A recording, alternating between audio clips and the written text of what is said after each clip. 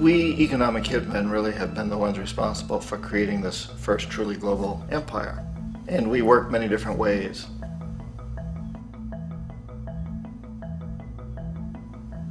But perhaps the most common is that we will identify a country that has resources our corporations covet, like oil, and then arrange a huge loan to that country from the World Bank or one of its sister organizations. But the money never actually goes to the country. Instead, it goes to our big corporations to build infrastructure projects in that country, power plants, industrial parks, ports, things that benefit a few rich people in that country, in addition to our corporations, but really don't help the majority of the people at all. However, those people, the whole country is left holding a huge debt. It's such a big debt they can't repay it, and that's part of the plan, that they can't repay it. And so at some point, we economic hitmen go back to them and say, listen, you owe us a lot of money, can't pay your debt, so sell your oil real cheap to our oil companies.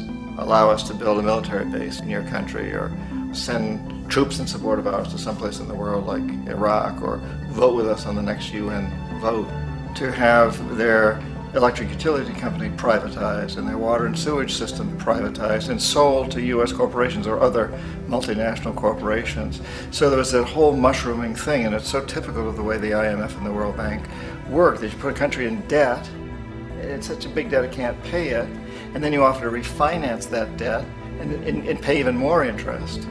And you demand this quid pro quo, which you call a conditionality or good governance, which means basically that they've got to sell off their resources, including many of their social services, their utility companies, their school systems sometimes, their penal systems, their insurance systems, to foreign corporations.